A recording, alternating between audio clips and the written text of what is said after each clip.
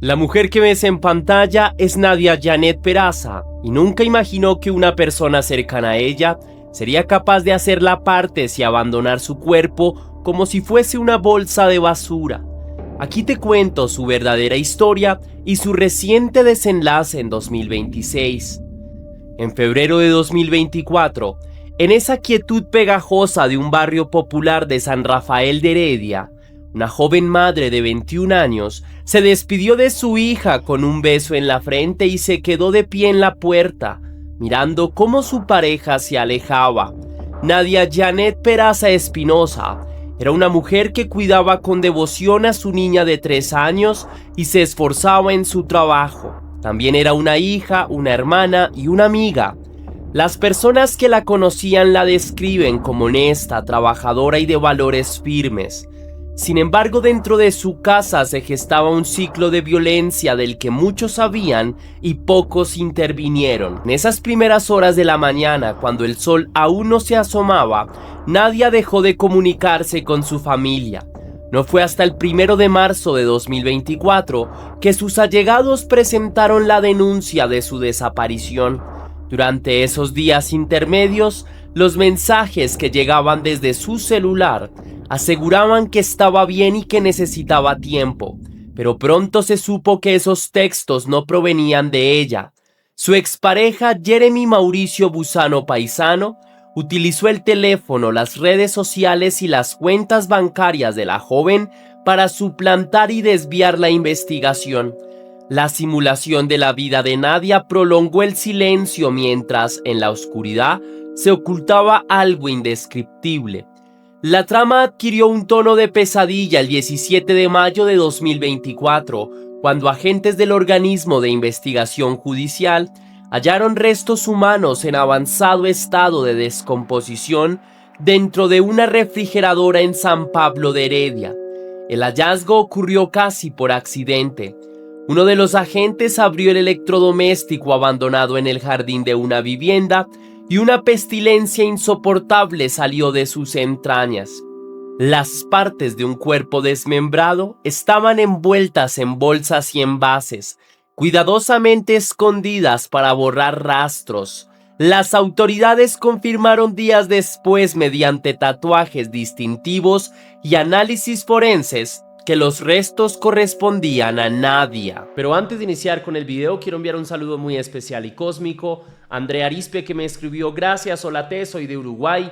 Siempre que puedo te miro, te quiero pedir si le podrías mandar un saludo a mi hija Ainara, de 12 añitos, que está atravesando muchos problemas de salud y muchas veces te miramos juntas.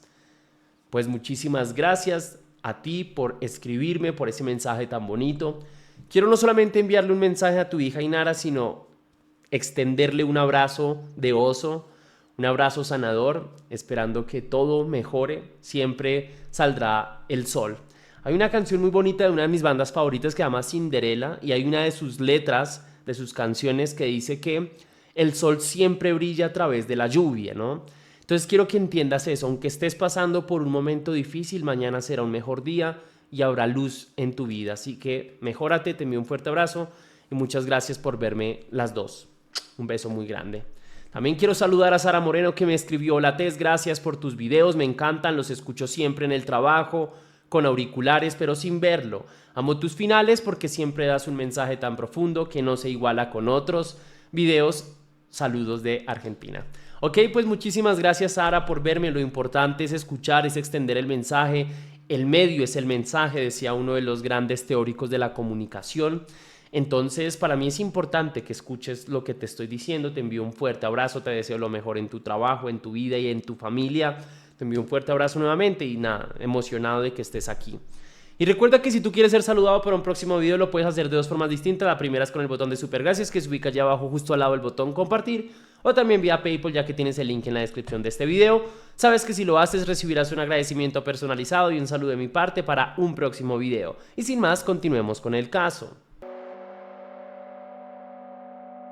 Nadia Janet Peraza Espinosa nació en Heredia y creció en un entorno humilde marcado por la unión familiar y la necesidad de trabajar desde muy joven. Sus allegados la describen como una mujer de valores y una buena madre, A los 21 años vivía con su pareja Jeremy Mauricio Busano Paisano en una casa de San Rafael de Heredia, donde también criaba a su hija de 3 años. Era la clase de persona que siempre tendía una mano, se esforzaba en su empleo y soñaba con brindarle una vida digna a su pequeña. Pero esos sueños chocaban con una realidad de abuso y control. Busano y Nadia mantenían una relación desde 2019, una unión que según familiares y amigos estaba marcada por agresiones físicas y psicológicas. La violencia empezó de manera sutil, un gesto de desprecio, una discusión subida de tono. Luego los golpes y amenazas se hicieron habituales. En 2021, incluso estando embarazada, él la agredió en la cara. A pesar de las señales, la relación continuó. La madre de Nadia, Marilyn Espinosa, relató posteriormente que su hija a veces ocultaba los moretones con maquillaje y que se excusaba diciendo que se había caído. El Patronato Nacional de la Infancia intervino y retiró a la niña de la vivienda por la violencia doméstica, entregándola a la abuela materna. Aún así, Nadia seguía viendo a Busano. Había un vínculo de dependencia emocional y económica que la mantenía atrapada. Busano era descrito por el OIJ como un sujeto agresivo y opresor. Tenía 25 años en el momento de los hechos y trabajaba en la construcción. Sus conocidos comentaban que consumía sustancias y que a veces desaparecía durante días sin avisar. Él sabía manipular. Cuando los vecinos preguntaban por los moretones de Nadia, los minimizaba o inventaba historias. Su personalidad se volvía incluso más inquietante cuando se analizaban sus contradicciones. Durante el juicio, los fiscales revelaron que Busano había ofrecido al menos 5 versiones distintas sobre una herida en su mano izquierda. En una ocasión dijo que se la había hecho en un accidente laboral, en otra que fue durante un asalto y en otra que se incrustó una varilla. Cada mentira era un intento por controlar la narrativa y desviar las sospechas. La última vez que Nadia fue vista con vida fue el 22 de febrero de 2024. Según la investigación, ese día Busano la dejó en la vivienda en San Rafael después de un altercado. Al día siguiente, la joven no se presentó a trabajar y tampoco respondió a los mensajes de su familia. Un comportamiento completamente inusual. Aún así, pasaron 10 días antes de que sus seres queridos acudieran a las autoridades. Busano había logrado engañarlos. Utilizando el teléfono de Nadia, envió textos y notas de voz diciendo que se encontraba bien, que estaba visitando a una amiga y que necesitaba tiempo. Incluso pidió dinero a través de Simpe Móvil en un intento de robarle a su propia familia. La habilidad para suplantar la identidad de Nadia y manipular a su entorno retrasó la búsqueda y le permitió planear la ocultación del crimen. Los investigadores creen que la muerte ocurrió entre la noche del 22 y la madrugada del 23 de febrero. Busano no solo la asesinó, la desmembró con una frialdad quirúrgica.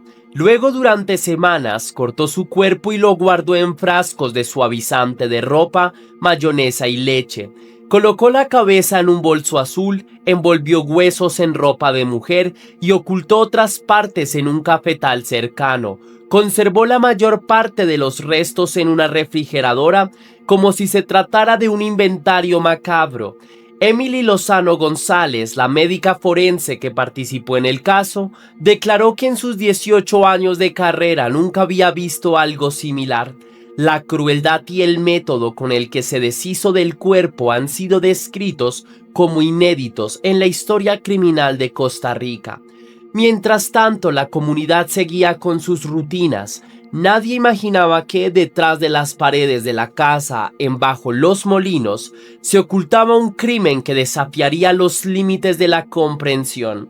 La refrigeradora permaneció cubierta con una bolsa plástica en el patio de otra vivienda, luego de que Busano pidiera a un adulto mayor que le alquilara un cuarto y le permitiera trasladar sus cosas. Las manos que guardaban las partes de Nadia en envases eran las mismas que, En 2023, la ayudaron a maquillarse para el Día de Muertos. Una fotografía del 2 de noviembre mostraba la refrigeradora y un tarro de mayonesa en el fondo. Ese detalle, que en su momento parecía inofensivo, se convirtió en una pieza clave para el relato forense. El 17 de mayo de 2024, la investigación dio un giro. Tras semanas de búsqueda y de analizar la conducta errática de Busano, agentes del OIJ se presentaron en una vivienda de San Pablo de Heredia. Un agente experimentado notó un refrigerador abandonado en el jardín y decidió abrirlo. El olor a descomposición y la visión de los restos humanos desmembrados confirmaron las peores sospechas. El cuerpo estaba mutilado, empaquetado en recipientes y envuelto en bolsas. Algunas partes habían sido colocadas en la nevera, otras en un lote baldío cercano.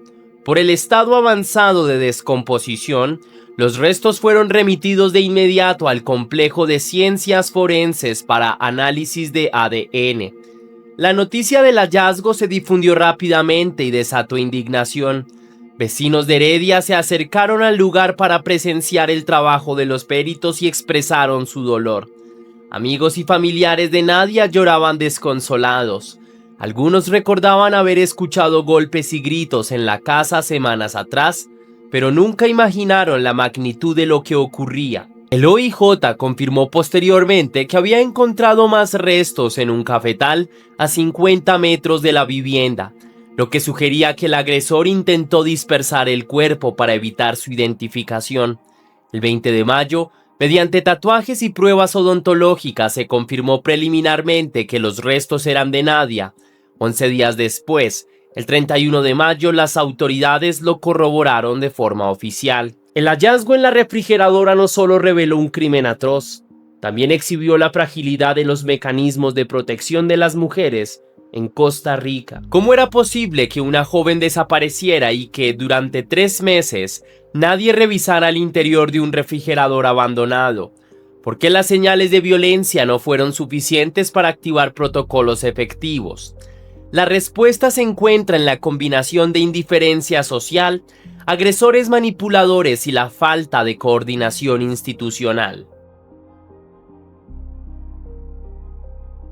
Después de asesinar a Nadia, Busano no huyó ni confesó. Al contrario, emprendió un sofisticado plan de manipulación. Desde el teléfono de la víctima envió mensajes a sus familiares y amigos haciéndolos creer que ella se encontraba bien. Solicitó transferencias de dinero y realizó compras en línea, aprovechándose de la confianza de la familia. Las autoridades descubrieron que utilizó las cuentas de la joven para cometer estafa informática y que se apropió de sus bienes. De acuerdo con la acusación, incluso continuó usando sus redes sociales, respondiendo mensajes y publicando estados para mantener la ilusión de que Nadia estaba viva. ¿Usted usó las tarjetas de ella que decían que...? Tenía una tarjeta que era de ella, que yo usaba, pero ella fue la que me la dio porque mi tarjeta se había perdido. Durante las audiencias se reveló que el imputado inventó 5 versiones distintas acerca de la herida que presentaba en su mano izquierda. En un momento dijo que se cortó mientras consumía sustancias con desconocidos. En otra versión que fue una autolesión, luego que se trataba de un accidente laboral. Cada relato inconsistía con el anterior y subrayaba su intento de desviar las sospechas. Además, en su declaración final antes de la sentencia, Busano afirmó tener sentimientos y negó ser un monstruo. Declaró ante los jueces que había perdido a su hija y su esposa y que la situación le había afectado profundamente. La madre de Nadia, en cambio, pidió la pena máxima y expresó que el dolor de perder a su hija era insoportable. Este capítulo evidencia no solo la brutalidad física del crimen, sino también la violencia psicológica y digital. La suplantación de identidad prolongó la desaparición, permitió que el agresor permaneciera en libertad y añadió cargos de estafa informática y suplantación de identidad al expediente. La habilidad para manipular la narrativa refleja la peligrosidad de un agresor que no solo mata, sino que transforma la realidad para ocultar sus actos. El juicio comenzó el 18 de febrero de 2026 y se extendió por más de un mes. La sala de juicio número 4 en los tribunales de Heredia se convirtió en un escenario de horror y dolor. Se presentaron 32 testigos, entre ellos parejas sentimentales de Peraza, compañeros de trabajo, familiares y agentes judiciales. Pero fueron los peritos forenses quienes revelaron los detalles más estremecedores. Describieron cómo los restos estaban divididos en recipientes domésticos, envueltos en ropa y ocultos en una refrigeradora. Una pierna fue encontrada dentro de un pantalón doblado. Las médicas forenses afirmaron que en décadas de experiencia nunca habían visto un caso con ese nivel de desmembramiento y manipulación. Durante el juicio también se expusieron las partes del cuerpo que jamás fueron recuperadas. Los genitales y las mamas de la víctima no aparecieron, hecho que alimentó especulaciones sobre canibalismo y necrofagia. Las autoridades no confirmaron estos rumores, pero la simple posibilidad generó una mezcla de terror y morbo en la opinión pública. El fiscal Óscar Serrano relató que las búsquedas se extendieron por cafetales, casas y bodegas, pero que ciertas partes del cuerpo nunca pudieron localizarse. La ausencia de esos restos añadió un elemento de imposibilidad a la reconstrucción de los hechos y a la ceremonia de despedida de la familia. Entre los testimonios presentados sobresalieron las declaraciones de Busano. En su intervención intentó proyectar una imagen de víctima. Aseguró que había sido difamado por el abogado querellante y que se le había pintado como alguien sin sentimientos. Alegó que perdió a su hija y a su pareja y pidió a los jueces que consideraran su dolor. Sin embargo, sus argumentos fueron contrastados con la evidencia, las múltiples versiones de su herida, el uso del teléfono de Nadia para enviar mensajes y las pruebas forenses que demostraron la presencia de su ADN en los restos. Su última defensa fue insuficiente para conmover al tribunal. Todo ha sido bastante muy complicado, muy fuerte, es muy duro haber perdido todo, porque ella era lo único que tenía, aparte de mi hija y la libertad, todo eso. El 20 de marzo de 2026, el Tribunal Penal de Heredia dictó sentencia en uno de los juicios más seguidos del país. Los jueces Hansel Araya, Guillermo Arce y Andrea Fonseca declararon de manera unánime a Jeremy Mauricio Busano Paisano culpable de femicidio, suplantación de identidad, estafa informática y sustracción patrimonial. La pena acumulada fue de 79 años de prisión, 35 años por femicidio, 20 años por 11 delitos de estafa informática y 24 años por 8 delitos de suplantación de identidad. No obstante, en Costa Rica, el máximo de cumplimiento efectivo es de 50 años, por lo que esa será la pena que deberá descontar. Además, el tribunal ordenó el pago de unos $260,000 por daño moral a favor de la familia de la víctima. Imponiéndose entonces contra el sentenciado Busano Paisano una pena total de 79 años de prisión. La sentencia incluyó una frase contundente que quedó grabada en la memoria de quienes siguieron el juicio. Usted, Jeremy Busano, mató a Nadia Peraza. Eso ha sido demostrado con contundencia. Los jueces enfatizaron que la prueba presentada no dejaba margen de duda sobre su responsabilidad. La madre de Nadia escuchó el fallo entre lágrimas, acompañada por su abogado querellante y un fiscal que se convirtieron en aliados en la búsqueda de justicia. En la sala se percibía una mezcla de alivio y rabia. Alivio porque finalmente se hacía justicia, rabia porque ninguna condena podía devolver la vida de la joven. La lectura de la sentencia marcó un hito. Era la primera vez que un caso de femicidio con tales niveles de violencia y manipulación recibía una condena tan alta en Costa Rica.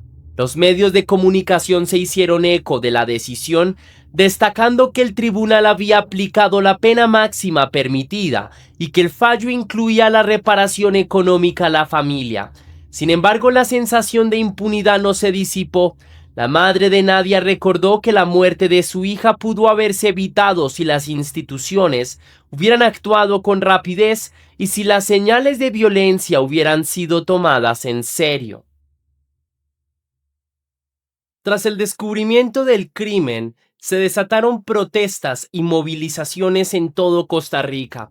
Colectivos feministas marcharon con pancartas que decían "ni una menos" y "justicia para Nadia". La indignación no se limitó al caso, se convirtió en un reclamo generalizado contra la violencia machista y la falta de acción de las autoridades.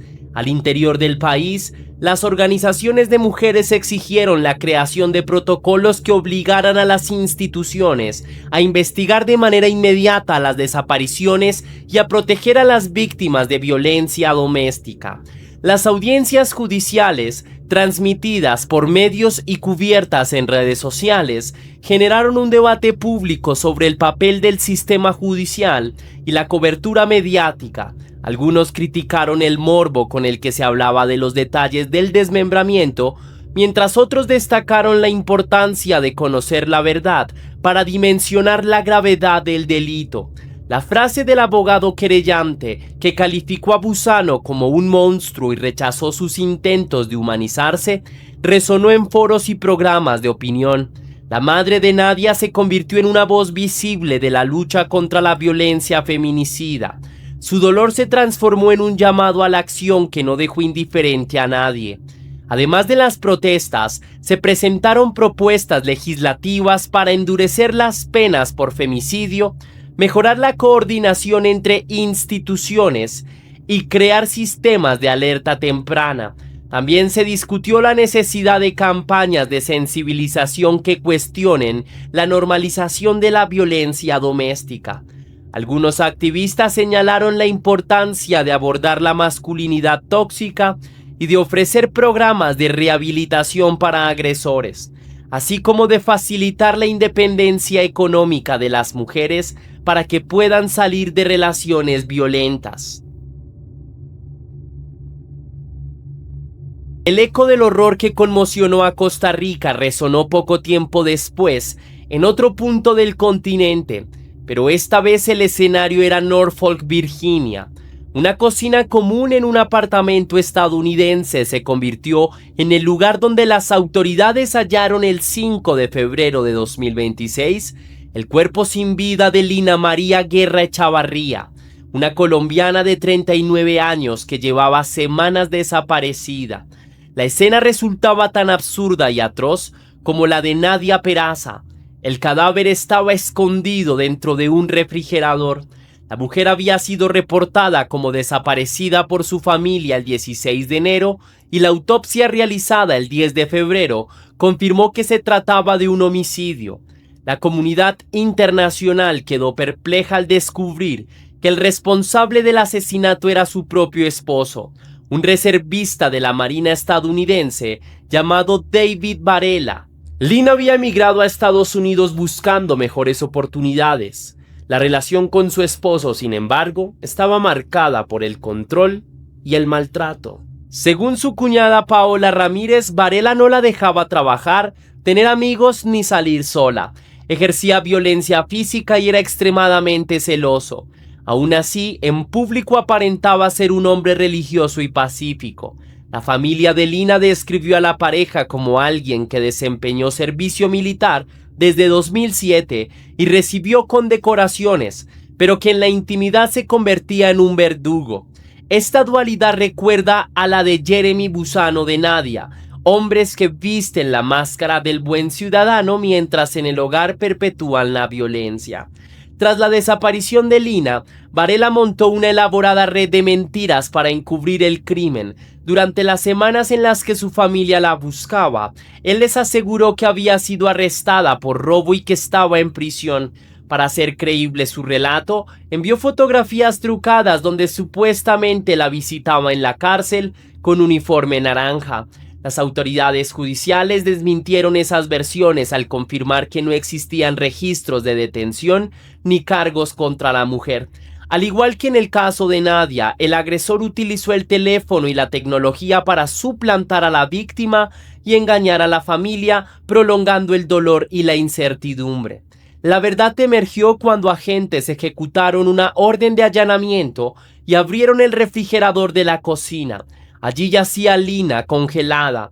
La autopsia confirmó el homicidio y la policía imputó a Varela por asesinato en primer grado y ocultamiento de cadáver. Pero la historia tomó un giro casi cinematográfico. Al intentar localizarlo, los investigadores descubrieron que había desertado de sus funciones y tomado un vuelo con destino a Hong Kong el mismo día en que se halló el cuerpo. Las señales de su teléfono fueron rastreadas hasta aquella ciudad asiática y la ausencia de un tratado de extradición entre Estados Unidos y Hong Kong, suspendido desde 2020, se convirtió en un obstáculo para la justicia. Como gusano, Varela había intentado burlar el sistema, pero mientras uno enfrentaba la condena, el otro iniciaba una fuga internacional. El relato del caso de Lina Guerra revela patrones alarmantes, una relación tóxica que se transforma en un feminicidio, la manipulación de mensajes para prolongar la búsqueda, el ocultamiento del cuerpo en un electrodoméstico y la falsa imagen de un agresor supuestamente respetable.